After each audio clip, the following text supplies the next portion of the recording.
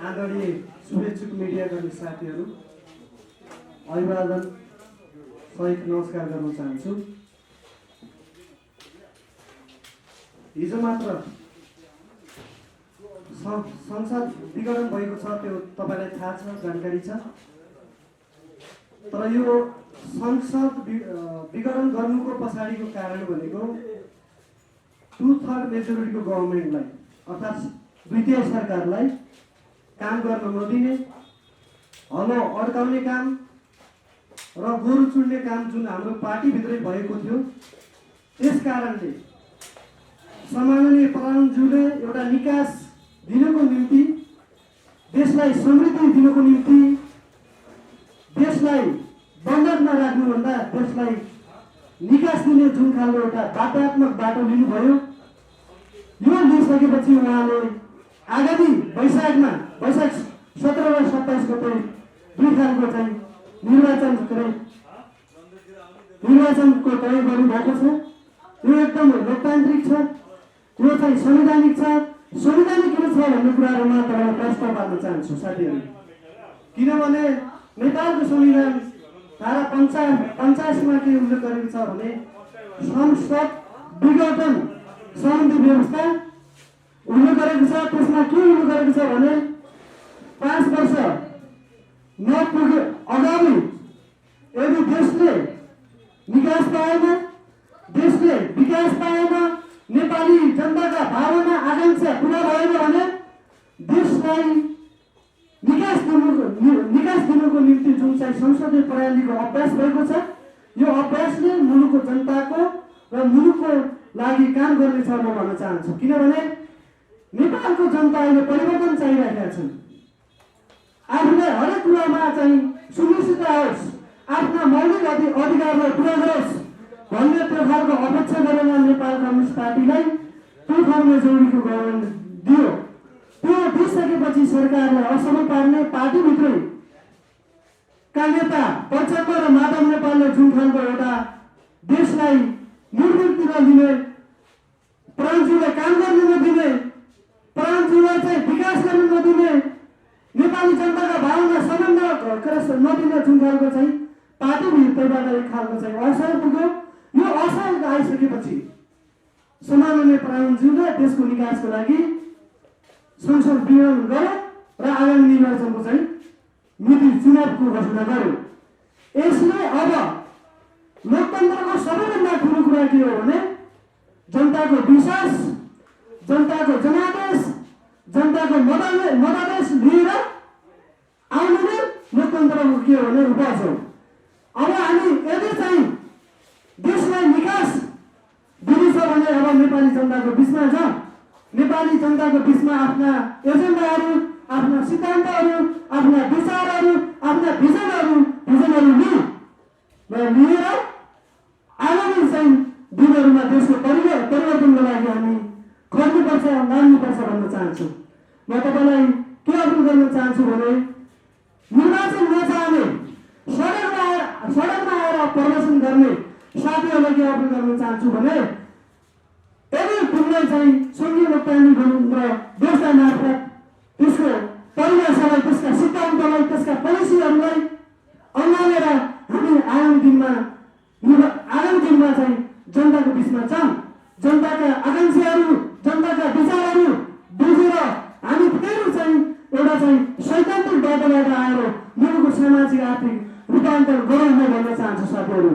आज के प्रतिगामी शक्तिहरू, के अन्तर्राष्ट्रिय शक्तिबाट चलखेल गर्ने, नेपाललाई सबै अर्को स्थान बनाउने, चिनी बनाउने, सिरिया बनाउने यस्ता तत्त्वहरूबाट हामी सजग हुनु जरुरी छ, सचेत हुनु जरुरी छ भन्न चाहन्छु। किनभने हाम्रो पार्टीका नेताहरूको कारणले आज संसद विघटन हुनु पर्यो, प्रचण्ड माधव नेपालको कारणले आज मुलुक अस्थिरकै बाटोमा गयो, मुलुक अलोकतान्त्रिक एउटा चाहिँ गयो भन्नेहरूलाई म के भन्न चाहन्छु भने हामी एक ढिक्का भएर राष्ट्रको निर्माण गरौँ, हामी एक ढिक्का भएर वर्गीय मुक्तिको अन्त्य गरौँ, जातीय विभेद अन्त्य गरौँ, नेपाली जनताका आकांक्षा र भावनाहरू अनुरूप हामी काम गरौँ।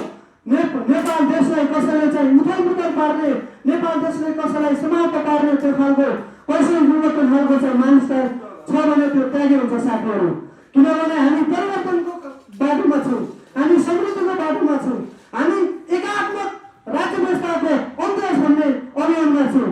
म तपाईँलाई के अपिल गर्न चाहन्छु भने हामी अब नयाँ बाटोमा गइसक्यौँ। यो नयाँ बाटोमा गएर नेपाली जनताका भावना नेपाली जनताको बिचमा घर घर गाउँ गाउँ टोलमा सडकमा जिल्लामा गएर उनीहरूका चाहना उनीहरूका विचार के छन् त्यो बुझ्ने प्रयास गरेर आगामी निर्वाचनमा हामी जाउँ। अबको समस्याको समाधानमा वैशाख 17 गते र 27 गतेको चाहिँ निर्वाचनमा मुलुकको चाहिँ नयाँ बाटो लिने खालको चाहिँ त्यो खालको एउटा नीति, त्यो खालको एउटा तागत बनाउँछ म भन्न चाहन्छु। किनभने हाम्रो पार्टीका नेता प्रचण्ड माधव नेपालले भारतको इसाराबाट चलेर केपी ओलीलाई काम गर्न नदिएर जुन खालको चाहिँ एउटा अभ्यास गरेको छ त्यो लोकतान्त्रिक छैन, देशको हितमा छैन। अहिले केपी ओलीले संसद बिगाडिने, मुलुकमा तानासा प्रवृत्ति आयो, मुलुकमा एकाधिकार आयो भन्ने साथीहरूलाई के अपिल गर्नु? भारतकै इसारा भनिरहेका जस्तो रको प्रमुखले प्रधानमन्त्री राति भेट्नु पनि यो कदम पनि त अब त्यो भेटिएको केही समयपछि हुँदा अरूले पनि त त्यसै आरोप लाने नि रको योजना भारतको योजना यो प्रधानमन्त्रीले संसद विघटन गर्नुभयो भन्ने कुरा छ। यो सुन्नुहोस्, त्यो गलत हो। रको प्रमुख भेटेर नेपाल संसद विघटन गर्यो भन्ने कुराहरू त्यो सरासर चित्कार र निराधार हो। त्यो विरोधीहरूले अहिलेको सरकारलाई खुइलाउने, अहिलेको सरकारलाई कमजोर पार्ने, नेपालको स्वाधीनता सार्वभौमता राष्ट्रियतालाई भौगोलिक अखण्डतालाई कमजोर पार्ने काम गर्ने साथीहरूले भनेको आरोप सरासर सही छ, गलत छ, लोकतान्त्रिक छैन म भन्न चाहन्छु। किनभने जसले लिम्पियाधुरा कालापानी लिम्बुलाई नेपालको नक्सा चाहिँ जारी गर्यो, त्यो चुच्चे नक्सा जारी गरेको कारणले आज संसद विघटन हुनु पर्यो। आज त्यही राष्ट्रियताको लागि केपी ओली लडेको भएर, त्यही सङ्घर्ष गरेको भएर आज चाहिँ उहाँको चाहिँ सरकारलाई असफल पार्ने विभिन्न देश हामी यहाँ सुन्नुहोस्, तपाईँको पर्सनलाई म सम्मान गर्न चाहन्छु। नक्सा मात्र आयो, जमिन आएन। एउटै केपी ओलीले चाहेर मात्र नक्सा हालेर जमिन आएन। तपाईँको पनि सहयोग चाहिन्छ, तपाईँको पनि सङ्घर्ष चाहिन्छ। नेपालमा भएका सबै राजनीतिका नेताहरूको सहयोग चाहिएन। भूमि ल्याउनुको लागि अन्तर्राष्ट्रिय अभ्यास के छ? हामी प्रत्यक्षता सिद्धान्त मान्ने राष्ट्र भएको नाताले अन्तर्राष्ट्रिय कुटनीतिहरू के छन्? अन्तर्राष्ट्रिय कुटनीतिमा भूमि खोला सम्बन्धी व्यवस्था के छ? त्यो व्यवस्थामा अहिलेको सरकार अघि बढेको थियो। किनभने अहिलेको सरकारले राष्ट्रिय ऐतिहासिक अडान लिएको थियो, देशको हितमा काम गरेको थियो। तर पार्टीभित्रैबाट केपी ओलीलाई असफल पार्ने, लिम्पियाधुरा कालापानी लिम्बुलाई भारत बुझाउँ भन्ने केही साथीहरू नेपालमा देखिए। उहाँको चाहिँ राष्ट्रवाद देखेर उहाँको चाहिँ एउटा योगदानपूर्ण सङ्घर्षले गर्दा आज चाहिँ मुलुकमा एउटा स्थिरता बाटो लिइरहेको बेला केही प्रतिगामी शक्तिहरू एउटा फेरि अर्को क्वेसन के भने केपी ओली अब यति धेरै गुणगान गाउनु भयो, केपी ओलीकै कारण के राम्रा काम भयो, जनताको जीवनस्तर के सुधार भयो? म भन्छु तपाईँले केपी ओलीको सरकारको नेतृत्व आइसकेपछि मुलुकको संहिता कार्यान्वयन गर्यो, संविधान कार्यान्वयन गर्यो होइन। तपाईँको आज 30 नभएका 30 भइरहेका छन्, अन्तर्राष्ट्रिय विमानस्थल बनेका छन् होइन। प्रधानमन्त्री स्वरोजगार ल्यायो, समृद्धि नेपाली सुखी नेपालका चाहिँ अभियानमा लाग्नुभयो।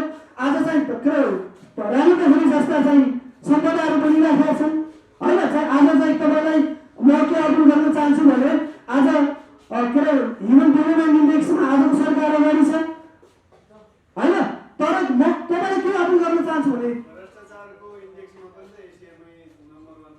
होइन, यहाँ सुन्नुहोस्, त्यो कुराहरू करप्सनका कुराहरू, हामी करप्सनका विरोधी हौँ होइन।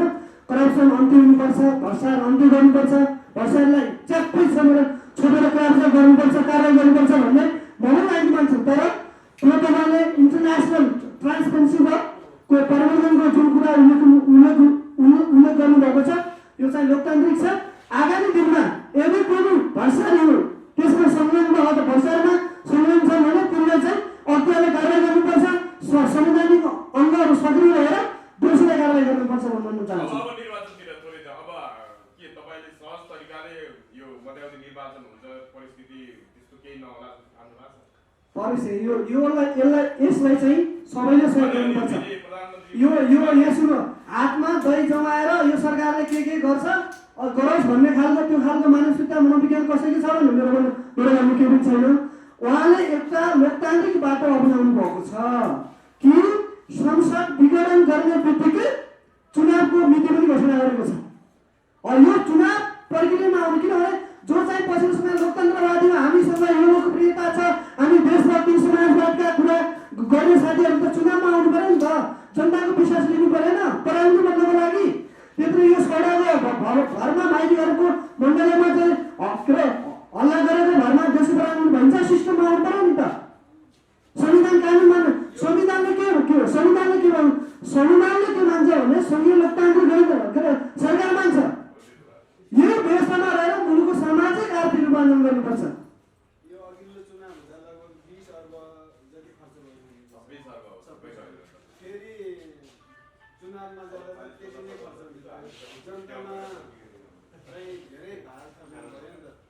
विकासका कामतिर खर्च गर्नुपर्ने रकम चाहिँ यतातिर धकेल्नु पर्दा त 1 वर्ष भइने 6 महिना भइने देश अलिक पछाडि धकेलिएन। तपाईँले जुन खर्चको कुरा गर्नुभएको छ, स्वाभाविक रूपमा देश अहिले कोरोनाको महामारीबाट एउटा सङ्कटमा परेको छ, आर्थिक कुराहरूमा पनि समस्या छ। तर देशलाई निकास दिने बाटो त हामीले पनि हुनु पऱ्यो नि त। खर्च हुन्छ भनेर मुलुकमा अस्तव्यस्त बनाइदिने, मुलुकमा दण्ड लिने, तपाईँले के छ यो देश चाहिँ सिरिया बनोस् भन्न चाहनुहुन्छ? निकास दिने कुरामा खर्च हुन्छ, यो हुन्छ ऊ हुन्छ, यहाँ सङ्कटकाल लाग्छ, अनावश्यक जनतामा यी कुराहरूको हल्ला नगरौँ। हामी सङ्घीय लोकतान्त्रिक पद्धतिमा रहने हो भने हामी जनताको बिचमा जाने, जनताको मतादेश लिएर आउने, अनि देशलाई चाहिँ स्थितिको बाटो लिने, समृद्धिको बाटोमा लिने, विकासको बाटोमा लिने, नेपाली जनताका समस्याहरूलाई समाधान गर्ने। यहाँ बोलेर यहाँ कोही यहाँ हरेक किसिमका विज्ञहरू आउँछन्।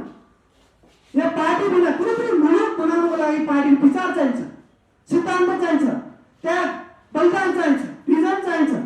एउटा व्यक्ति आएर यहाँ रिभर्स कलममा बोलेर देशको पराउनु हुन्छ? यो सर, यहाँ सुन्नुहोस्, तपाईँ काम गर्ने उसमा जागरुक हुन्छ, तपाईँ इच्छा पनि छ, विकास दिने इच्छामा छ। तपाईँलाई 5 जनाले घेराबन्दी हाल्यो चौतर्फबाट, कहीँ पनि जान्दैन गर्ने के? यहाँ सुन्नुहोस्, हाम्रो होइन नि, तपाईँको कुरामा लागु हुन्छ। मैले भने नि काम गर्ने व्यक्तिलाई होइन नि त्यो किसिमको तपाईँ प्रमाण ल्याउनुहोस् न। यहाँ बोले जस्तो हुन्छ, प्रमाण ल्याउनुहोस् क्या। संविधान आयोगहरू के को लागि बनायो त? सुप्रिम कोर्ट के को लागि हो?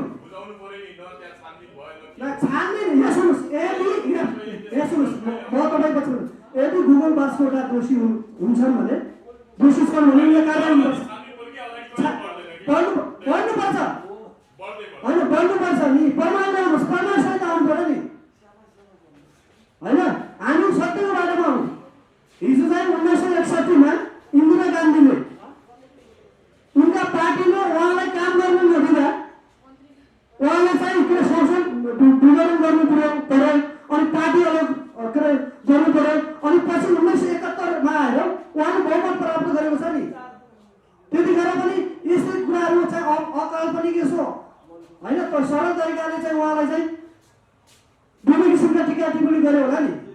हामी के भने मुलुकको समस्याको समाधान गर्नुको निमित्त हामी एकदिक्क भएर जानुपर्छ। यो लोकतन्त्रमा सबैलाई चाहिँ स्वागत छ। अब अन्त्यमा मङ्गलजी जस्तो अब मध्यावधि निर्वाचन आउँदै गर्दा मानव स्वस्थ तरिकाले निर्वाचन हुने स्थिति आयो भने तपाईँहरूको एउटा भन्नाले जनतालाई के भनेर तपाईँहरूले मत माग्नुहुन्छ? के छ तपाईँहरूको कार्यक्रम योजना? होइन नि, यहाँ सुन्नुहोस्, कुरा के हो भने राजनीति भनेको सामान्य कुरा हो। यहाँ सुन्नुहोस्, होइन हामी म भन्छु नि, यहाँ सुन्नुहोस्, म भन्छु के अब हामी जनताको बिचमा कसरी जान्छौँ भने अब हामीलाई पक्कै पनि त्यो नेपाली जनतालाई प्रश्न थाहा छ कि सामान्य पराउन्जुलाई पार्टीभित्रैबाट चाहिँ काम गर्नु दिएन हामीले, होइन? अब चाहिँ तपाईँको काम गर्नुको निमित्त हामी अगाडि बढ्छौँ, तपाईँका समस्याहरूलाई हल गर्नुको निमित्त हामी अगाडि बढ्छौँ, मुलुकको आर्थिक रूपान्तरणको लागि हामी अगाडि बढ्छौँ, जातीय विभेद अन्त्यका लागि हामी अगाडि बढ्छौँ, वर्गीय विरोधी जुन समस्या छन् यिनलाई प्राकृतिक ढङ्गमा चाहिँ अगाडि बढ्ने विषयमा हामी जान्छौँ। अरू कुरा के हो भने अब हामी जनताको बिचमा नम्बर 1 अनुसार अन्त्य गर्ने। नम्बर 1 जोस केपीओले भनिसकेको छ, प्रेम कुमार राई भनेको अहिलेको अख्तियार प्रमुख, उहाँले फोन गरेर दोषी भए मलाई कारवाही गर्नुहोस् भनेर भन्नुभएको छ। अब एक्सन हेरिन्थ्यो भएर ठुला माछा पक्रिने अभियानमा केपीओले होइन यस बालुवाटाको प्रकरणको विषयमा माधव नेपालको नेतृत्वमा भएको तपाईँ अध्ययन गर्नुहोस् है।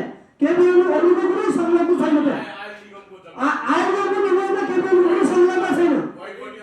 यसोस् हामी जनताको बिचमा मुलुकको समस्यालाई समाधान गर्छौँ, समाजवाद साम्यवादका कुराहरू पुरा गर्छौँ भनेर हामी अभियान चलाउँछौँ होइन। तपाईँले रोजगारीको विषयमा होइन आर्थिक शैक्षिक विषयदेखि समस्याहरू जनताका भावना बुझेर मात्र हामी अगाडि बढ्छौँ। अब जनताको मनोविज्ञान बुझेर अगाडि जान्छौँ, जनताको हितमा काम गर्छौँ। हामीले गलत गऱ्यौँ कि हिजोको दिनमा तपाईँको बिचमा गरेका प्रतिबद्धता पुरा भएन, हामी क्षमा प्राप्त छौँ।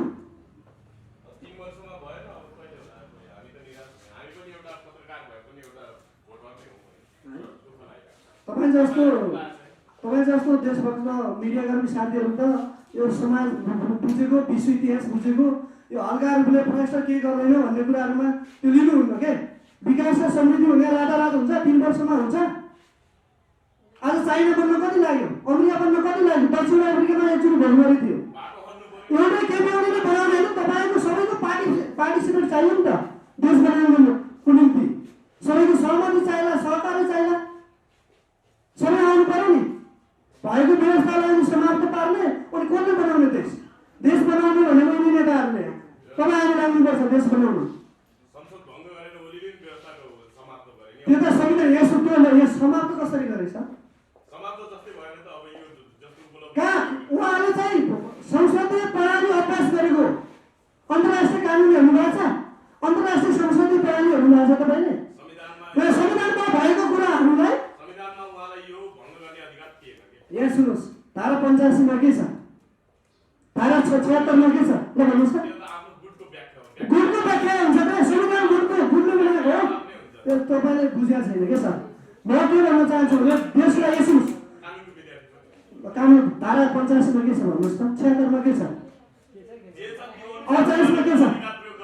यसो हामी यदि देशलाई यसो मैले भने केपीओलाई काम गर्न नदिने होइन, उनीहरूले के गर्ने त? काम गर्ने पार्टीभित्रकै नेता साथीहरूले शर्तको आधारमा, भागबन्दको आधारमा आफूले तपाईँलाई थाहा छ प्रचण्डको पुरा प्रधानमन्त्री बन्ने योजना थियो। अनि चाहिँ प्रधानमन्त्रीले होइन राष्ट्रपतिलाई महाभियोग लगाउनु, प्रधानमन्त्रीलाई अविश्वासको प्रस्ताव ल्याएर मुलुकलाई दुर्नीतिमा लिने, यो खालको चाहिँ कुराले कहीँ सान्दर्भिक हुन्छ? हामी जनताको निम्ति काम गर्छौँ। म त्यही भन्न चाहन्छु, संघीय लोकतान्त्रिक गणतन्त्र नेपालको विश्वास सिद्धान्त चुनावमा जाने, चुनाव फ्रेस म्यान्डेट लिएर आउने, मुलुकको समस्याको समाधान गर्ने। केपीओले जे गर्नु राइट गर्नु, एउटा निकास दिनुको निम्ति, एउटा नयाँ बाटो दिनुको निम्ति होइन, देशलाई एउटा चाहिँ प्रगतिशीलको बाटोमा लिनुको निम्ति जुन काम गर्नुभएको छ, यो काम गरेर मुलुकको सामाजिक आर्थिक रूपान्तरण हुनुपर्छ। म धन्यवाद भन्न चाहन्छु, मेरो कुराहरू यही समाप्त पार्न चाहन्छु। ल थ्याङ्क यू।